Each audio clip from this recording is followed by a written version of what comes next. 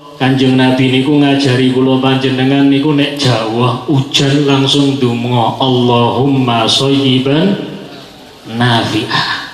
Ya Allah, jadikan hujan ini hujan yang membawa manfaat, curahan hujan yang membawa berkah. Tapi biasanya awake dhewe ora ngono nggih. Nek udan piye? Wah, udan. Kacau iki, ruwet iki bakalan. Ya akhirnya dadine kaya ngono ngawai dhewe niki sing njaluk marang Gusti Allah. Allah sudah menyatakan niki mau sing diketerangkan kali beliau niku termasuk pelajaran-pelajaran ilmu tauhid, bab tentang yakin percaya marang Gusti Allah. Napa ingkang dadi firman-firmane Gusti Allah, ayat-ayate Gusti Allah, dawuh-dawuhe Gusti Allah, termasuk napa ingkang dadi keterangane junjungan kita Nabi besar Muhammad sallallahu alaihi wa alihi wasallam. Beliau menyampaikan ana inda dhanni abdi bi falyadunnu bi ma syaa. Aku ini sesuai persangkaan hambaku, maka monggo silakan jenengan mau nyangka apa aku kasih. Lah sing aneh niku kadang awake dhewe tiyang muslim, tiyang mukmin ora gelem nyangka apik marang Gusti Allah. Akhirnya dadi sing rugi. Pambasan saya ruwet urip niku sansaya rutok. Anten tiyang boten muslim, boten mukmin ning percaya uripe niku bakal penak, bakal gampil diparingi kali Gusti Allah. Lho niki bab iman, bab yakin marang Gusti Allah. Makanya kalau belajar biasanya niku bab tauhid dipentingno. Sebab ben awake dhewe niki ana yakin percaya marang Gusti Allah. Maka alhamdulillah, termasuk dengan rahmat Allah kita malam hari ini dikumpulkan bersama di bawah payung Shahibul Khol Ki Haji Raden Asnawi engkang mugi-mugi berkahipun lumeber buat kita semua, keluarga kita, wilayah kita, bahkan negara kita dan seluruh kaum muslimin dan kehidupan manusia di dunia ini. Amin Allahumma. Salawat dan salam kita haturkan, kita sanjungkan kepada kekasih Allah, junjungan kita Nabi besar Muhammad sallallahu alaihi wa alihi wa sahbihi wasallam, yang mana satu ibadah yang istimewa, satu ibadah yang agung, satu ibadah yang salah satu keterangan dari guru kita Al-Habib Ali Zainal Abidin Al-Jufri, beliau menyatakan alangkah indahnya selawat ini. Saat engkau baca selawat, langsung Allah bukakan pintu 10 rahmat dari Allah subhanahu wa ta'ala. Saat Anda baca salawat, langsung disampaikan kepada Nabi Muhammad sallallahu alaihi wasallam. Dan kalau sudah terus disampaikan, maka mau nggak mau dikenal oleh Nabi. Kalau sudah dikenal oleh Nabi, nggak mungkin nggak dicintai oleh Nabi.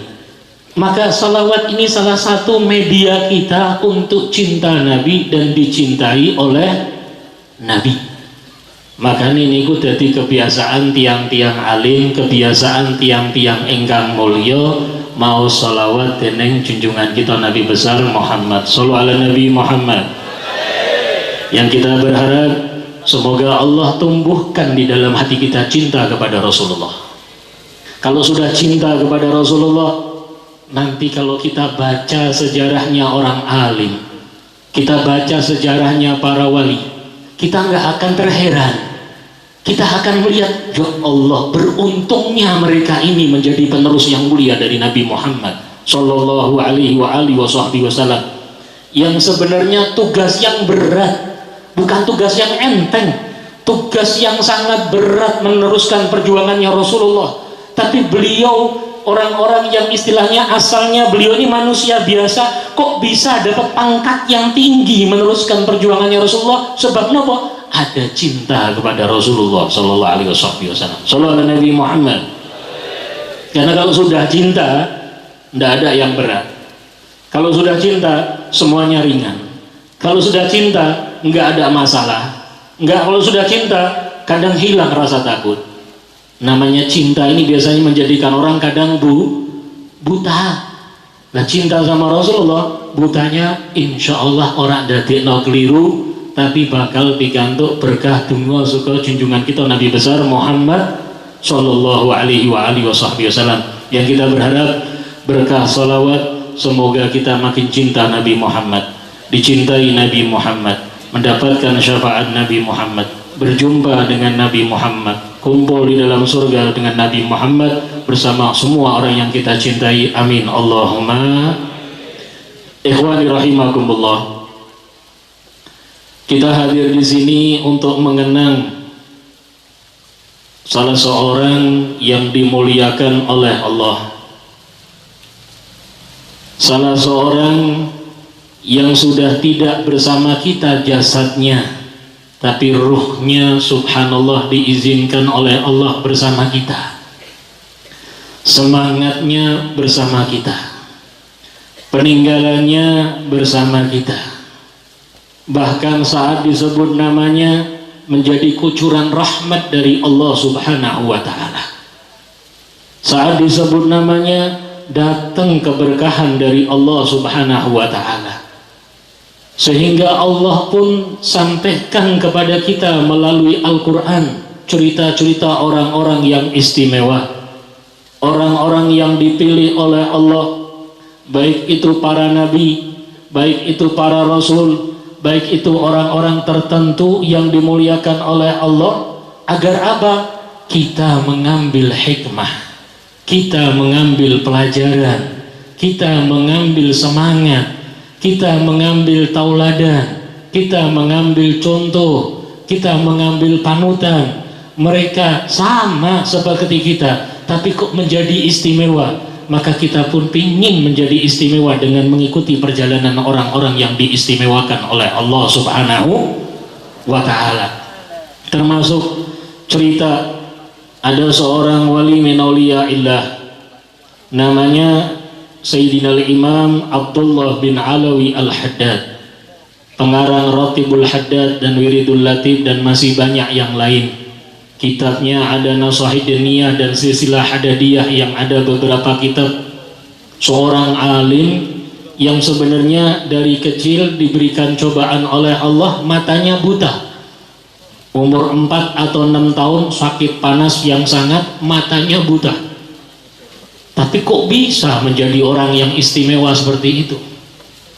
Di masa kecilnya, saat beliau mendengarkan cerita orang-orang yang saleh, mendengarkan cerita orang-orang yang istimewa, mendengarkan cerita orang-orang yang dimuliakan oleh Allah, timbul di dalam hatinya keinginan, saya ingin seperti itu, saya ingin seperti mereka, saya ingin seperti orang-orang yang dicintai sama Allah itu, saya ingin dapat pangkat yang tinggi di sisi Allah subhanahu wa ta'ala. Seperti awake dhewe niki lho, awake dhewe niki nek diceritani wong-wong sing sugih uripe penak, kira-kira kepingin apa mboten?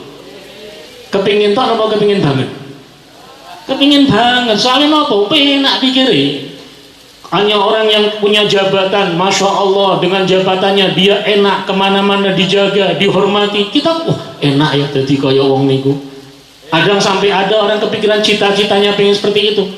Nah, bagaimana dengan orang yang dimuliakan oleh Allah, bukan cuma nanti di dunia, di akhirat bakal ditunjukkan yang lebih hebat lagi, yang lebih dahsyat lagi. Seperti Al-Habib Salim bin Abdullah Syadili, beliau mengatakan nanti di yaumul qiyamah akan dilihatkan sama Allah kedudukan tinggi para alim ulama, kedudukan tinggi orang-orang yang dicintai oleh Allah, yang mereka kedudukannya ditunjukkan oleh Allah, penghormatan yang besar dari Allah, yang lebih besar dari penghormatan semasa orang-orang menghormati mereka di masa hidupnya di dunia. Beribu-ribu kali, berjuta-juta kali, dan ini pemberian dari Allah dan sangat mudah bagi Allah subhanahu wa ta'ala. Maka seperti itu Imamul Haddad, termasuk saat diceritakan tentang seorang wali min auliyaillah, Sayyidina Syekh Habib Bakar bin Salim, alim, wali, saleh, akhlak, orangnya hebat, masya Allah, karomahnya kalau dibilang gak ketulungan. Maka Imamul Haddad yang masa itu masih kecil, bermain dengan teman-temannya, ada masanya kumpul dengan teman-temannya, dia ngomong sama teman-temannya, saya pingin seperti Syekh Abu Bakar bin Salim. Teman-temannya yang waktu itu dengar ngomong, Abdullah, Abdullah, sadar, ente yang bener. Iya, ente ngomong apa? Saya pingin seperti Syekh Abu Bakar bin Salim. Ya Abdullah, ente sadar dong, lihat diri ente. Ente nggak sadar keadaan ente? Iya, saya sadar, makanya saya sadar saya pingin seperti Syekh Abu Bakar bin Salim. Ya Abdullah, ente lihat diri ente ini buta. Syekh Abu Bakar bin Salim wali, alim, karamahnya Masya Allah, catatannya, bukunya ada, sejarahnya ada, kehidupannya ada, masjidnya masih ada, tempat ibadahnya masih ada, rumahnya masih ada, sejarahnya begitu hebat. Dia orang yang dicintai sama Allah, mendapatkan kemuliaan, ketemu Rasulullah dalam keadaan mimpi, dalam keadaan yaqadhah, orang yang istimewa. Ente nggak lihat diri ente yang buta? Kata beliau, iya, justru saya lihat diri saya pingin seperti beliau. Ya Abdullah, iya. Gantian Habib Abdullah yang waktu itu masih kecil nanya sama teman, emang saya nggak boleh seperti dia? Ya bukan nggak boleh, ente lihat diri ente dong. Kata beliau, ya saya lihat diri saya mau nanya sama anda, silakan, apa? Emang yang jadiin Syekh Abu Bakar bin Salim seperti itu siapa? Allah. Yang ngangkat dia menjadi seorang wali min auliyaillah siapa? Allah. Yang namanya sampai sekarang menjadi harum, yang mengedikan itu siapa? Allah. Yang memberikan pangkat yang tinggi itu siapa? Allah. Yang memberikan Syekh Abu Bakar bin Salim karomah besar siapa? Allah. Semuanya Allah. Ya udah, nggak usah ente bingung, saya juga mau minta sama Allah. Yang saya perlu tahu bagaimana dulu kehidupannya Syekh Abu Bakar bin Salim, sehingga saya bisa tiru sedikit demi sedikit, sehingga kelak saya bisa seperti beliau, dan bahkan saya ingin lebih dari beliau. Shallallahu Nabi Muhammad. Makanya dikatakan oleh ulama, termasuk guru kita Al Habib Zain bin Semit, Al Habib Bakar Adni, yang juga kemarin diterangkan oleh guru kita Al Habib Jindan waktu majelis dengan beliau, Al Gus Baha juga di Lasem, keturunan orang soleh itu ada 3 katanya. Bentuk keturunan itu cuma golongannya ada 3. Yang pertama sabik, mendahului, bukan lagi sama tapi mendahului, lebih. Contohnya banyak.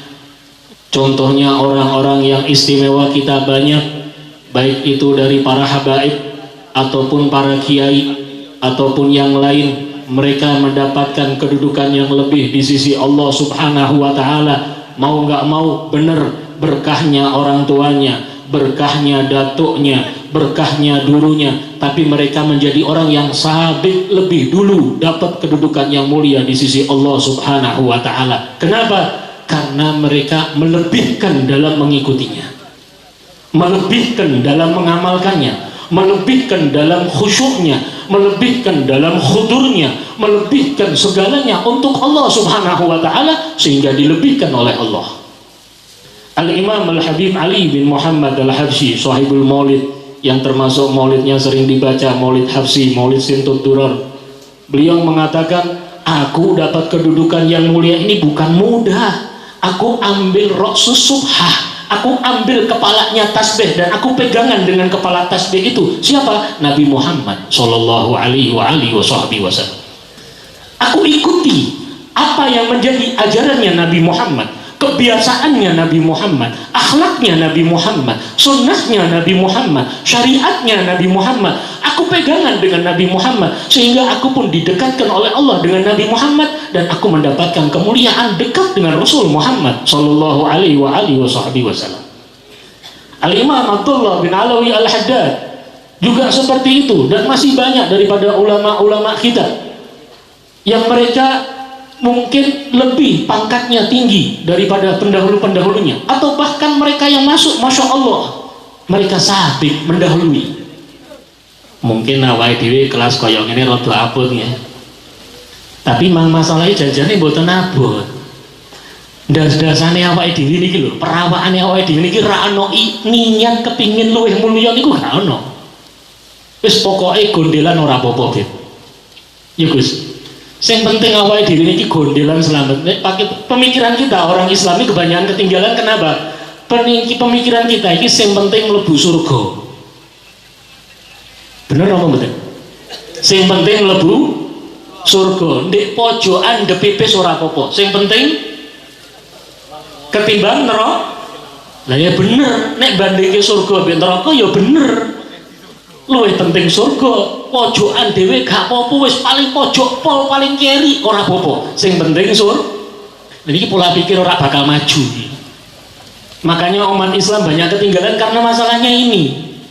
Coba kita pikirkan, bandingkan, saya pengen surga yang paling atas. Dan ini ajarannya Nabi Muhammad. Rasul sallallahu alaihi wasallam mengajarkan kita kalau minta surga salul firdausil a'la. Kalau minta surga yang paling tinggi. Sambil dalam hati minta sama Allah, ya Allah, muliakan saya surga yang paling tinggi dengan amal, dengan perbuatan, dengan ucapan yang menjadikan saya dapat itu. Artinya apa? Ora bakal entuk niku kabeh kecuali ngikuti sing duwe paling pangkate paling dhuwur sinten? Nabi Muhammad. Makanya mereka orang-orang istimewa dapat itu. Kenapa? Ikutinya Nabi Muhammad. Dapat kedudukan tinggi di sisi Allah Subhanahu wa taala. Tapi kalau cuma bandingannya surga mbek neraka, ya bener ndek pojokan gak apa-apa. Wis ngaji sithik ora apa-apa, berkah sing penting banyak seperti itu, banyak. Awake dhewe kaya mana juga? Oh, rubah. Kita harus bisa lebih. Mereka katanya sama-sama makan nasi, mosok kita makan nasi nggak bisa. Yang penting cara mangane sing beda. Ora masalah mangan sithik mbek akeh iki janjane ora masalah. Kalau mereka ulama-ulama kan makannya dikit. Iya, tapi kan ono biyane perjuangane kan ono. Lah awakmu saiki perjuangane pripun? Maka mereka bisa jadi sabit karena keistimewaan yang mereka dapat. Niatnya yang tinggi, semangatnya yang hebat, dikasih sama Allah Subhanahu wa taala. As-saqi baqi, yang memberikan masih selamanya ada, Allah Subhanahu. Yang kedua, lahik, ketemu. Wong tuane wong apik, wong tuane wong bener, wong tuane lempeng, melu senajan mlakune kangelen, kadang ya kesandung tiba, tetep ngikuti perjalanannya. Sak elek-eleke keturunan niku tetep bakal ketemu. Nggak bakal ditinggal sama beliau-beliau. Nggak bakal ditinggal. Kita punya guru, orang-orang yang baik, jauh kita dari kemuliaan beliau, tapi kita berusaha megang amalan beliau, megang nasihatnya beliau. Susah kita berusaha, walaupun kadang kita tersandung, kita jatuh, kita bangun lagi. Nggak bakal ditinggal sama beliau-beliau, akan digandeng. Nggak bakal ditinggal. Ibaratnya mereka nggak akan meninggalkan kita. Siapa yang diikuti mereka? Rasul Muhammad SAW. Rasulullah nggak akan meninggalkan umatnya. Begitu pula orang-orang yang mulia di sisi Allah. Ada orang yang berusaha nggak bakal ditinggal. Ini yang ketemu. Perjalanan yang mengikuti, baik itu dari yang mulia sampai yang paling biasa. Ibaratnya kalau ini maca kitab, termasuk nasihat-nasihatnya Al-Imam Habib Ali bin Muhammad Al-Habsyi, ceramah-ceramahnya beliau. Niku zamannya beliau di Hadramut. Niku nek Hadramut ada ribuan orang kumpul, termasuk istimewa. Sebab masyarakatnya beda di Indonesia. Itu beliau pernah berangkat ziarah Nabiullah Hud, keadaan 100 tahun yang lalu. Itu yang ngikuti beliau, berangkat sama beliau untuk ikut ziarah Nabi Hud, ribuan orang. Zaman biyen beliau naik onta, naik keledai, rombongan ada yang naik onta, ada yang naik keledai, ada yang jalan kaki. Ribuan orang. Itu kalau sudah sampai masalah berhenti dari Semarang mau ke Surabaya, mampir Demak nginap semalam. Itu sudah masuk kota Demak, di rumahnya siapa yang dijamu di tempat itu, beliau nggak langsung masuk rumah, dudukan di luar dulu. Ditawarin, Habib masuk, sudah disiapkan. Tidak apa-apa, saya di sini dulu nunggu rombongan saya masuk semua. Ditunggu sampai semuanya sudah masuk, baru beliau masuk. Nanti ke Kudus juga gitu, berhenti, duduk lagi di depan. Beb, monggo beb pun disiapkan jenengan badi istirahat pun siap. Boten, kalau tak nunggu rombongan riyen. Ini yang ketemu, ditunggu, nggak bakal ditinggal. Yang bahaya ini yang ketiga, mahik, melenceng.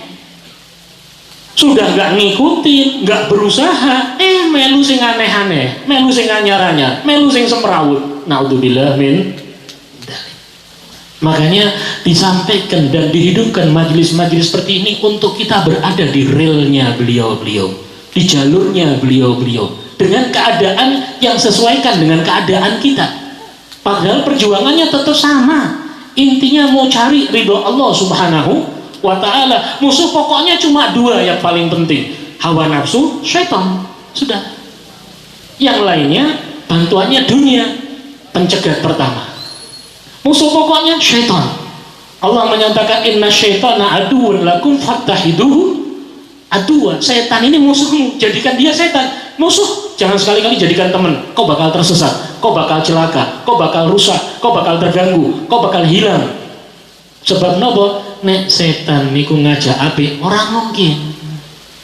Ada sudah perjanjian dengan Allah akan mengajak kita selama-lamanya kumpul bareng ning neraka.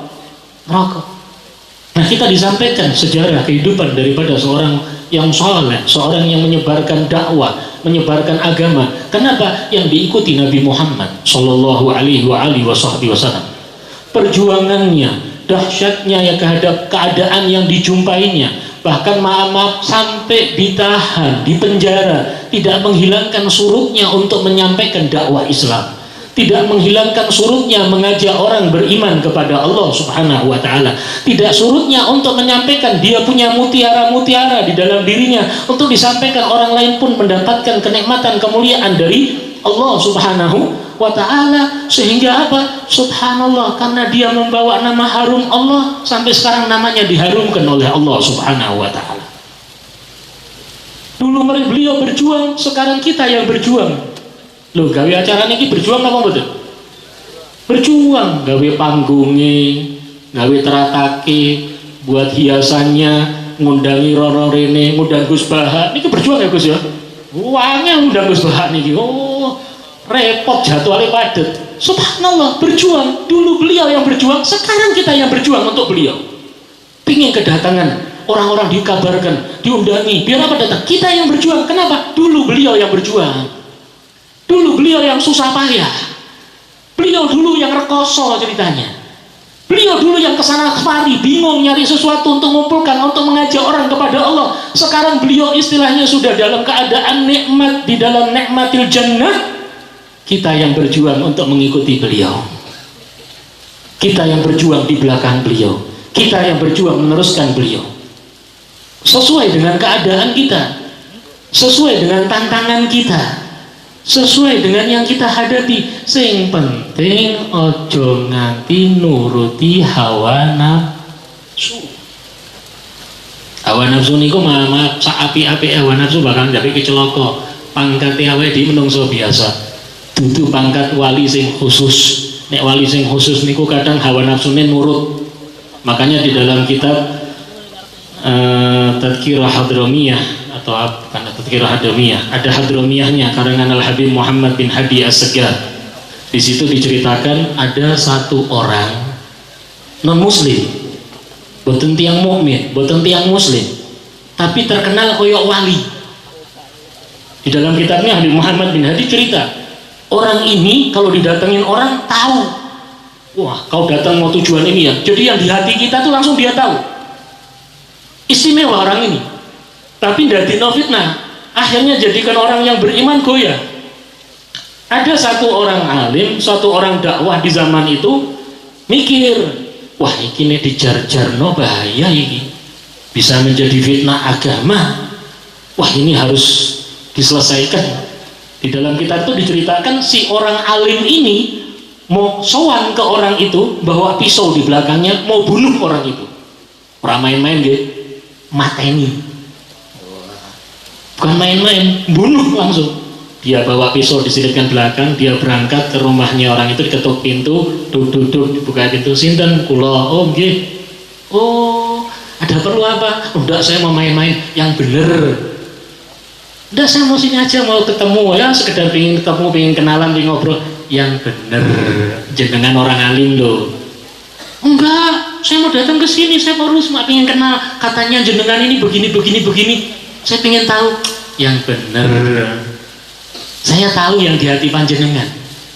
Jenengan mau bunuh saya tuh? Tahu. Saya tahu jenengan sudah bawa pisau di belakang. Mau bunuh saya tuh? Silakan, tidak ada masalah. Kaget ini orang. Ya Allah, astagfirullahaladzim. Ternyata benar. Wah, ini jangan-jangan pikir ono demite, ono tuyule, ono kuntilanake sak maceme. Apa ini? Ya. Akhirnya dia punya tujuan lain. Yang asalnya mau bunuh, akhirnya dia mau ngajak orang itu masuk Islam, didakwahi Islam, diajak masuk Islam, diterangkan tentang Islam, ditawari untuk masuk Islam, diajak bersyahadat. Setiap diajak masuk Islam, orang ini nolak. Enggak. 2 kali diajak, enggak. 3 kali diajak, berkali-kali diajak, bilang enggak. Akhirnya orang tadi, alim tadi nyerah. Wis nek ngono tak tinggal wae. Wis aku gak iso hidayah saka Gusti Allah. Wis ya wis nek ngoten kula tak pamit. Nggih matur suwun. Asyhadu an la ilaha illallah wa asyhadu anna Muhammadan. Kaget lu. Tadi ditawari ndak mau, sekarang saya mau pulang malah ngucap 2 kalimat syahadat. Bingung mengenai. Nanya, "Mas, maaf Mas, jenengan ini kok aneh? Kenapa? Jenengan dari tadi saya ajak masuk Islam ndak mau. Sekarang saya mau pulang malah jenengan masuk Islam." "Oh, iya Pak. Saya ini terus terang Pak dapat semua ini karena saya tidak pernah nurutin hawa nafsu saya. Hawa nafsu saya minta kanan, saya kiri. Hawa saya minta ke depan, saya ke belakang. Saya ini." Diceritakan seperti itu. Lah kira-kira hawa nafsu ini dhewe awake dhewe ya? Kepingin ayam golek ayam, kepingin sate golek sate, kepingin apa meneh? Awake dhewe niki ra penurut hawa nafsu, senajan halal orang apa-apa neng ojo keterusan. Soalnya hawa nafsu ini diterus-terusno tetap malah membahayakan. Makanya beliau tidak mau nurutin hawa nafsunya, beliau mau ngikutin apa yang menjadi ajarannya Nabi Muhammad SAW. Kita lihat di dalam sejarah disampaikan di manakibnya Kiai Haji Raden Asnawi tidak terlepas untuk mengajak berdakwah. Beliau ngajar di sana, buka majelis di sini, menyampaikan ajaran Islam dengan tantangan yang berat, dengan tantangan yang dahsyat, bahkan sempat dipenjara karena difitnah dan macam-macam, dituduh yang macam-macam, tapi tidak menyusutkan untuk mengajak orang beriman kepada Allah, dan tidak di dalam dirinya ada permusuhan dengan yang lain.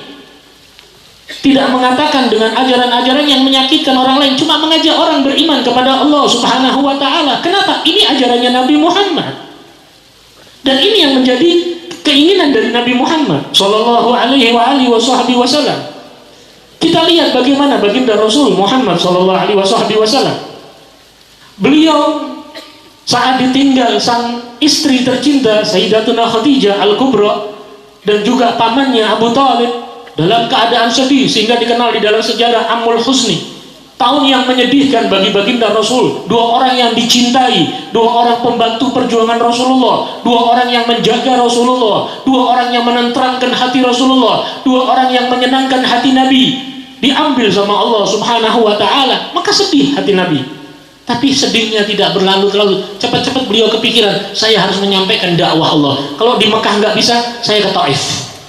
Berangkat Rasulullah ke Taif, hanya ingin menyampaikan ajaran untuk mengajak orang mengucapkan la ilaha illallah Muhammadun Rasulullah. Ini kalau diucapkan dengan tulus, ikhlas, Rasulullah SAW mengatakan, man qala la ilaha illallah mukhlisan min qalbih infatah wa syarah. Barang siapa yang mengucapkan la ilaha illallah ikhlas dari hati, benar-benar, maka terbuka hatinya, terbuka rahmat Allah, terbuka pintunya Allah, terbuka ilmunya Allah, terbuka cahayanya Allah. Wan syarah, hati itu lapang, tenang, adem, ayem, nggak ada sumpah. Butuh untuk kita benar-benar masuk ke dalam kalimat, artinya ikhlasnya artinya nopo? Ya ngomongnya gampang ikhlas, ngelakoni ini kadang awake dhewe ora paham sing maksudnya ikhlas iki piye to? Karena Allah ki piye ceritane? Wong awake dhewe niki lak salat mboten nate ikhlas. Kepingin nek bar salat iki maksudnya awake dhewe salat kan ben uripe penak, rezekine makmur, uripe gampang. Niku mboten ikhlas, ana tuntutane saka salat. Ikhlas niku ora ana urusan apa-apa, sing penting dilakoni. Meh uripe penak ora penak sing penting ridhone Gusti Allah. Makanya Rasul seperti itu.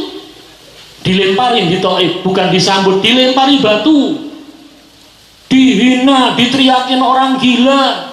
Dalam satu riwayat diterangkan Rasulullah mengangkat tangan, salah satu doanya, ya Allah kalau ini memang ridhomu aku ridho, kalau ini karena kesalahanku atau aku berbuat keliru, ampuni dosa hambamu ini ya Allah.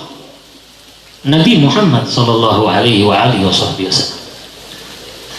Nah beliau juga seperti itu, di hatinya imtala dengan mengajak orang cinta kepada Allah, beriman kepada Allah. Ada satu cerita tentang Nabi bagaimana saat beliau ketemu seorang ibu-ibu, wallahu alam nih cerita tentang ini. Mungkin kalau masalah sumber-sumbernya saya yakin sebelah kiri saya lebih paham, lebih mengerti. Beliau jagonya masalah itu. Rasulullah di dalam riwayat keluar dari rumah, ada seorang ibu-ibu yang habis pulang belanja. Pulang belanja, nggak ada yang ngangkatin barang berat. Rasulullah nawarin diri, Bu, ada yang bisa saya bantu? Iya, biasanya di sini banyak orang, kok nggak ada orang ya? Nah kenapa Bu? Ini saya bawa belanjaan berat, nggak ada yang ngangkat. Biasanya angkat Bu. Nggak tahu kalau yang ngajak ngomong Nabi Muhammad. Rasulullah tenang, nawarkannya dengan tulus, ikhlas. Kita yakin Rasulullah paling mukhlisnya manusia, paling ikhlasnya manusia, paling tulusnya Saya angkat Bu. Udah, nanti repot. Udah, saya angkat kan. Oke. Matur suwun. Rumahnya mana? Dekat sebelah sana. Oh ini kalau saya kadang tanya sama orang dekat itu saya lihat. Kalau dekat tangannya agak ngangkat itu berarti agak jauh. Nek motone rodok munggah meneh, luwih adoh meneh. Tapi kalau kakinya sampai jinjit, jauh banget itu mesti. Ya kadang nanya sama orang deket, itu deket sama sana itu deket, itu ngomong sampai deketnya itu panjang, deket. Oh itu berarti panjang, jauh sudah itu. Ini ibu juga ngomong deket sebelah sana, dibawa sama Rasulullah. Ternyata keluar dari kota Madinah, keluar agak ke sana, agak ke sana, agak ke sana. Rasulullah mukanya tidak berubah, terus ngomongnya awal diri kan dihapusin nesu gitu. Jari ini cedak aduh ngapusi, tua ngapusi. Tua ambu lemah ngapusi dosa. Ini enggak, Rasulullah dengan wajah senyumnya yang terkenal senyumnya Rasulullah enggak hilang, senyum dia bawakan. Sampai di tempat, singkat cerita sampai di tempat diturunkan barang, si ibu ini lihat Rasulullah seneng, sudah wajahnya enak, dengan senyum, dengan akhlak, dengan adab, dan tidak ngomong yang jelek, senyum, seneng si ibu, pingin ngasih hadiah. Dia buka barang belanjaan, buka dompet, istilah delok duit entek, mau ngasih uang enggak ada. Kalau mau ngasih belanjaan gak pantas, wong tuku sayur asem nopo-nopo lah, mau ngasih hadiah kok itu. Rasulullah nanya, Bu, ada apa Bu? Enggak. Ada yang ketinggalan? Ada yang hilang? Enggak. Lah kenapa Bu? Saya ini Masya Allah cerita, saya lihat jenengan kok seneng, jenengan orangnya baik, wajahnya rupawan, menarik hati, bercahaya, akhlak panjenengan hebat. Saya seneng sama panjenengan, saya mau ngasih hadiah. Oh enggak Bu, enggak usah. Enggak, saya maksa, saya mau ngasih hadiah. Yes, monggo silakan. Tapi saya enggak punya sesuatu untuk dihadiahkan, saya cuma ngasih nasihat ya. Oh monggo Bu. Rasulullah terima dengan senang hati. Apa nasihatnya? Kan enggak tahu kalau yang diajak ngomong Rasulullah. Dan si ibu ini waktu itu masih awal-awal Nabi Muhammad ceritanya. Si ibu ini ngomong, Mas, tolong jangan deket-deket sama yang namanya Muhammad. Jangan deket-deket sama yang namanya Muhammad. Jangan berteman dengan Muhammad. Itu orang nggak bener, nakal. Itu orang nggak bener, rusak. Gitu ya Bu? Iya. Tolong ya. Jenengan orang baik. Nanti kalau deket sama Muhammad rusak jenengan. Oh gini Bu. Nah, saya minta maaf kalau saya ada salah. Loh enggak, jenengan enggak salah. Saya yang terima kasih. Enggak Bu, saya kalau minta ada salah saya minta maaf. Enggak, jenengan ini baik. Saya cuma pesan jangan deket-deket sama Muhammad. Jangan berteman sama Muhammad. Nah, Muhammad cuma dengan senyum. Oh gitu. Saya kalau salah saya minta. Enggak, jenengan enggak ada salahnya. Saya terima kasih. Bu, saya Muhammad. Muhammad. Iya Bu, saya yang namanya Muhammad. Jenengan. Iya. Kira-kira wong koyo ini terus perasaannya piye ngono ya? Kayak dikaplok mesti ngono ya. Jenengan Muhammad. Iya. Oh, kurang ajar konco kuwi, gosipe gak genah. Nggak pernah tahu Nabi Muhammad, nggak pernah duduk dengan Nabi Muhammad, nggak pernah lihat Nabi Muhammad, cuma dapat kabar tentang Nabi Muhammad yang nggak baik semua, yang nggak enak semua, yang jelek semua, sehingga tidak timbul di hatinya tidak senang dengan Nabi Muhammad, benci dengan Nabi Muhammad. Lihat ada orang baik sampai dipesenin jangan kumpul dengan Nabi Muhammad, jangan berteman dengan Nabi Muhammad. Untungnya ketemu Nabi Muhammad, dia ketemu awake dhewe. Keplai ibu itu malah karena ngomong sih genah, wong tua ora genah iki. Wah, malah. Ini Rasulullah tidak pernah ngikutin hawa nafsu, tenang. Sampai akhirnya tidak nama. Iya bu. Oh, kalau gitu ini orang baik. Kalau orang baik tidak mungkin ajarannya tidak baik. Monggo sini, saya masuk Islam. Mengucapkan syahadat. Padahal Rasulullah tidak ngajak masuk Islam, tidak menawarkan Islam, tapi hatinya selalu mengajak orang beriman kepada Allah. Tingkah lakunya menunjukkan hal itu, sehingga orang yang lihat pun tertarik mengikuti Nabi Muhammad sallallahu alaihi Nabi Muhammad.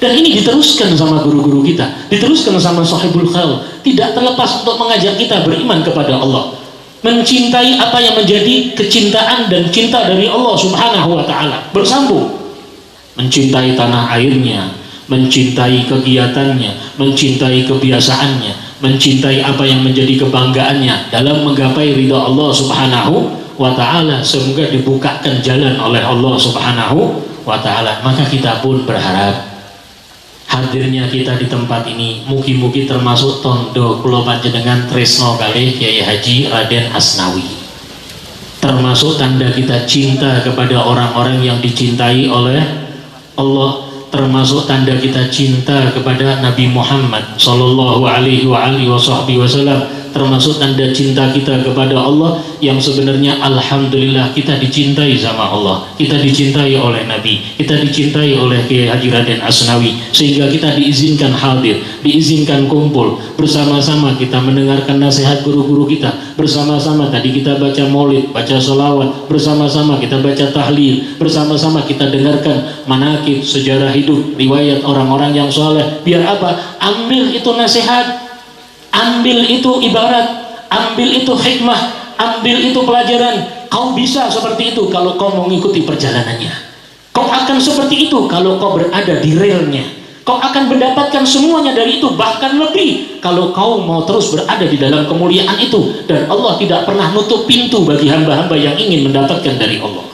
Nggak pernah ditutup sama Allah, semuanya dibuka. Makanya kita lihat zaman kita ini nggak pernah hilang dari orang soleh, nggak pernah hilang dari orang-orang yang mulia, nggak pernah hilang dari ulama. Kenapa? Mereka berada di jalannya mereka, mereka berada di relnya mereka, sehingga dikasih sama Allah Subhanahu wa Ta'ala. Az-Zaki, Baki, yang menurunkan, yang mencurahkan selamanya ada, dan selama ada yang minta pasti dikasih sama Allah. Tinggal ayo semangat kita mana dalam mengikuti perjalanan orang-orang yang saleh, perjalanan orang-orang yang istimewa, yang tiap hari kita minta sama Allah.